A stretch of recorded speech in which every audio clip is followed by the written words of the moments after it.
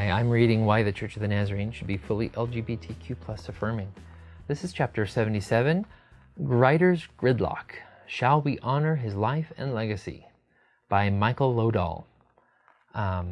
The chapter subtitle says, if we were to follow Kenneth Grider's counsel, we would be running to help, to heal and love LGBTQ plus people. The chapter says, anyone with even a little familiarity with the history and lore of Nazarene Theological Seminary knows the name of a rather colorful theologian who taught many hundreds of students there for nearly 4 decades. That theologian was J. Kenneth Grider, 1921 to 2006, and the stories of his quirky, absent-minded professor ways have been spread widely, primarily by oral traditions, throughout the Nazarene tribe. I was a student for 2 semesters, year-long sequence called History of Christian Thought in 1978 through 79. I have my own Grider stories. He was delightfully odd and unpredictably unusual. He had a reputation for being the champion for a more conservative tone in Wesleyan theology, such that it was not difficult for seminary students, nor for him, to pit his conversations, always kindly, against the likes of Mildred Bang's Winecoop and Rob Staples, his theological colleagues at NTS during my time there as a student. Being thoroughly captivated by the relational commitments of Winecoop and Staples, my default position was to be respectfully leery of Dr. Grider. Nonetheless, over that year of study, I came to love this gruff yet gentle man. It is precisely in light of his decades-long role as a kind of guardian of holiness teaching, particularly of the American holiness movement variety, that we ought not and cannot let his final years be conveniently swept under the rug. To do so is to dishonor the man and his thinking. Yet those last years provide a great deal of discomfort for many in the Wesleyan holiness tradition. For in the dusk of his life, J. Kenneth Grider became a tireless advocate for the Church of the Nazarene's full welcome and inclusion of gay people. I dare say our leaders would find it far more convenient to erase this chapter from Grider's legacy. Sometime early in this century, I became aware of a monograph Grider had written entitled Wesleyans and Homosexuality. He had written it for presentation at the 1999 meeting of the Wesleyan Theological Society. However, he informs his readers that he was prevailed upon by leadership at Olivet Nazarene University, where he was, by this time, serving as Distinguished Visiting Professor of Religion, not to publish his views. A year later, he plunged ahead. Here is his paper's opening line, quote, "We Wesleyans, with warmed hearts, made about 3 sizes too big, have enjoyed a long history of running to help when almost any group has not been getting a fair shake." End quote. It was time, he continued, for us to run to help gay Christians who certainly were not and are not getting a fair shake. To be honest, I was not terribly impressed with Grider's essay, despite my strong inclination to be in his corner on this issue.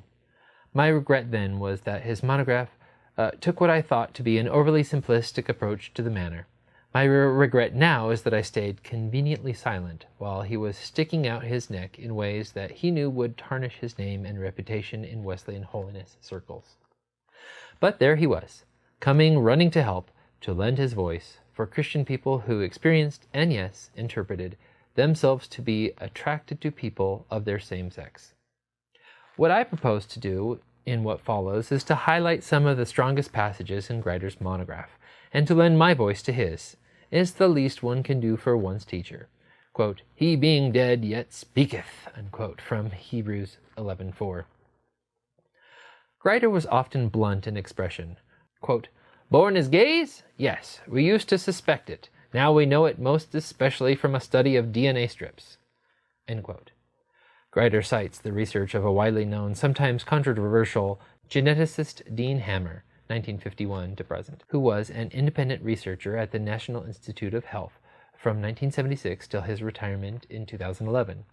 Of the study to which Grider refers, Hammer had written in 1993, quote, "This study provided the first concrete evidence that the gay genes really do exist and narrowed the location of one of them to a few million out of several billion bits of information that make us human," cited by Grider, page 4. Grider understood well that homosexual attraction is deep and enduring. Quote, cures, failed so-called ones, have been as varied as have the theories of its origin. Hypnosis, exorcism, injections with male hormones, prayer and support groups, you name it, end quote. Nothing has changed in this regard over the past 2 decades plus since Grider wrote these words. Indeed, the evidence continues to mount. Same-sex attraction is a fundamental aspect of existence for a small but significant percentage of human beings. Grider also cited numerous studies from same-sex behaviors among non-human animals such as rats, primates, and sheep. In the light of his evidence, he suggested, quote, one matter is most clear as it relates to homosexuality in animals as it might relate to human same-sex proclivity, that perhaps same-sex attraction is not unnatural. If it obtains in animals who make no moral decisions, but simply act according to their nature, perhaps acting on such interests in humans is natural, based on an orientation, and is not unnatural, unquote. This suggestion flies in the face of arguments based on Romans 1, that same-sex relations are contrary to nature, verses 26 and 27. If the natural sciences offer strong evidence that in fact the world of nature includes creatures, human and otherwise, whose natural sexual attractions are toward partners of the same sex, then we might seem to be at an impasse. But are we really? For decades now, leading biblical scholarship and theologians, both from within the Wesleyan tradition and without, have insisted that we do not read the Bible for scientific information. It would be an exceedingly rare Nazarene scholar, for instance, who would argue against evolutionary theory on grounds that Genesis 1 gives us differing scientific information. Never mind Genesis 2, which offers a wholly different array of information. We don't expect the Bible to provide us with scientific data regarding the world's age or details about its long-distant past. Rather, in the words of Article 4 of the Church of the Nazarene Manual's Articles of Faith, we hold that the Scriptures are, quote, inerrantly revealing the will of God concerning us in all things necessary to our salvation, end quote. For further treatment of this matter, see my All Things Necessary to Our Salvation book, and available free online at this URL. That salvation ultimately is bound up in the dual command / promise that we shall love God with all of our being and energies and love all neighbors as our very selves. Matthew and Luke. If the Bible's function is to lead us toward and to nourish us in such love as this, then we need not assume that its function is to provide us scientific information, including, of course, scientific information regarding human sexual attractions. And this indeed seems to have been Grider's assumption, as it is mine. In his words, quote, do the Bible's authors know that the world is round, or that the earth spins one round each day, or that it circles the sun every year? Did they need to know such facts of science in order to direct us, as Wesley says they do, on how to make it to the celestial city? End quote. Of course, there were those theological luminaries who resisted these facts of science precisely because they were convinced that the Bible told them so. Martin Luther comes immediately to mind. Today, such facts of our solar system tend not to bother many Christian readers at all. Similarly, we are now generally dismayed that apparently well-meaning Christians once believed that the Bible gave them permission, even encouragement, to enslave other people, indeed other Christians, largely on the basis of a divine course involving skin color. This was a horridly damaging theological anthropology based on particular and peculiar interpretations of biblical passages. Might we not suspect that a similar process is in play nowadays with regard to prejudice against people who experience and interpret themselves as queer? This is not an insignificant point. Biblical interpretation must be undertaken within the context provided by reason and experience, meaning, in this case, all the evidence that the natural sciences may provide us. For the fact is, if we do assume that God's creative activity is expressed in what we have learned to call evolution, that we also should assume that all manner of genetic variabilities find expression across a wide range of human proclivities, attractions, and behaviors. Sexual attraction, and even perhaps some extant and late sexual identity, would be quite naturally located across this very wide spectrum. Granted, there are surely many other factors, personal history, family dynamics, social constructs, the wide variety of human relations, that contribute to sexual desire and attraction. One of my reservations regarding Grider's monograph is that he appears at times to have adopted a far too simplistic, unnuanced approach to these matters. Nonetheless, if genetics play a not insignificant role in human sexual attraction and behavior, we cannot and should not simply brush this aside. The official position of the Church of the Nazarene is not to deny that there are people, indeed good Christian people, who experience same-sex attraction. Rather, the official position is that such people ought to refrain from sexual activity and pursue a life of chastity. The problem with this position is that it is formulated and enforced by people who enjoy the privilege of heterosexuality. We all should be suspicious of our positions of privilege and power when it comes to biblical interpretation and application. It is one thing for a homosexual person voluntarily to undertake a life of chastity, just as it would be for a heterosexual person. It is another thing for people in authority to enforce upon others what ought to be considered a vocational decision.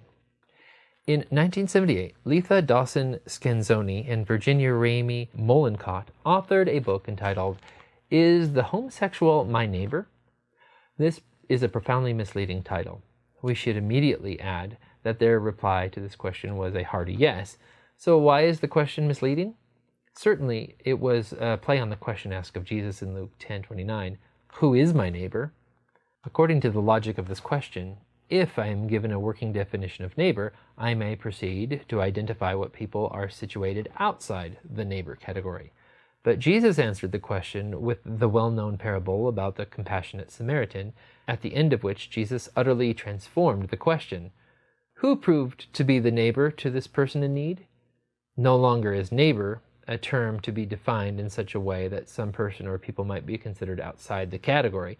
Rather, Jesus challenges his questioner to go and do likewise. That is, to go forth and be a neighbor to the ones in need. So the question would no longer be, is the LGBTQ plus person my neighbor? But instead, am I being a neighbor to LGBTQ plus people? To become the neighbor literally means to draw nigh or to draw near to the other. My fear is that far too often, we who experience ourselves in the privileged position of heteronormativity have not been willing to draw near, to listen carefully and compassionately, to become the neighbor to those in need. And if we were to follow J. Kenneth Grider's counsel, we would be running to help, to hear, and to love. Michael Lodahl is a professor of theology and world religions at Point Loma Nazarene University. He is the author of many books, including The Story of God and Matthew Matters. Well, thank you so much, Professor Lodahl, for your essay. I don't think I had heard about Dr. Grider's essay. I appreciate your summarizing it in your own words and for critiquing it also. And I agree that if Romans 1 says that certain things are unnatural, that are perfectly natural, we may want to reinterpret that text to fit what we know based on our experience and reason. So thank you so much.